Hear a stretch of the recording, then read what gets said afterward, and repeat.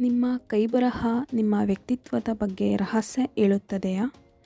ನಾವು ಪ್ರತಿದಿನ ಬರೆಯುವ ಕೈಬರಹ ಅದು ಕೇವಲ ಅಕ್ಷರಗಳೇನಾ? ಅಥವಾ ನಮ್ಮ ವ್ಯಕ್ತಿತ್ವದ ಬಗ್ಗೆ ಏನಾದರೂ ಹೇಳುತ್ತದೆಯಾ? ಕೆಲವರು ನಂಬೋದು ಏನಂದರೆ ನಮ್ಮ ಹ್ಯಾಂಡ್ ರೈಟಿಂಗ್ ಸ್ಟೈಲ್ ನಮ್ಮ ಆಲೋಚನೆ, ಅಭ್ಯಾಸ ಮತ್ತು ವ್ಯಕ್ತಿತ್ವದ ಕೆಲವು ಲಕ್ಷಣಗಳನ್ನು ತೋರಿಸಬಹುದು ಎಂದು. ಉದಾಹರಣೆಗೆ, ದೊಡ್ಡ ಅಕ್ಷರದಲ್ಲಿ ಬರೆಯುವವರು ಆತ್ಮವಿಶ್ವಾಸ ಇರುವವರಾಗಬಹುದು ಎಂದು ಕೆಲವರು ಹೇಳುತ್ತಾರೆ. ಚಿಕ್ಕ ಅಕ್ಷರದಲ್ಲಿ ಬರೆಯುವವರು ಗಮನದಿಂದ ಯೋಚಿಸುವವರಾಗಿರಬಹುದು ಎಂದು ಕೆಲವರು ಹೇಳುತ್ತಾರೆ. ಆದರೆ ಇಲ್ಲಿ ಒಂದು ಮುಖ್ಯ ವಿಷಯ ಇದೆ. ಕೇವಲ ಹ್ಯಾಂಡ್ ರೈಟಿಂಗ್ ನೋಡಿ ಒಬ್ಬರ ವ್ಯಕ್ತಿತ್ವವನ್ನು ಸಂಪೂರ್ಣ ಹೇಳುವುದು ಸಾಧ್ಯವಿಲ್ಲ.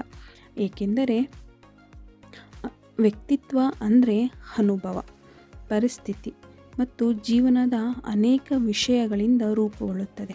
ಆದರೆ ಒಂದು ವಿಷಯ ಸತ್ಯ, ನಮ್ಮ ಸಣ್ಣ ಸಣ್ಣ ಅಭ್ಯಾಸಗಳು ನಮ್ಮ ಬಗ್ಗೆ ಏನೋ ಹೇಳುತ್ತವೆ.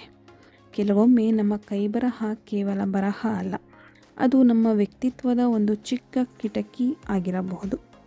ನೀವೇನು ಹೇಳ್ತೀರಾ? ನಿಮ್ಮ ಹ್ಯಾಂಡ್ ರೈಟಿಂಗ್ ಹೇಗಿದೆ? ದೊಡ್ಡ ಅಕ್ಷರನ ಅಥವಾ ಚಿಕ್ಕ ಅಕ್ಷರನ? ಕಮೆಂಟ್ ಮಾಡಿ.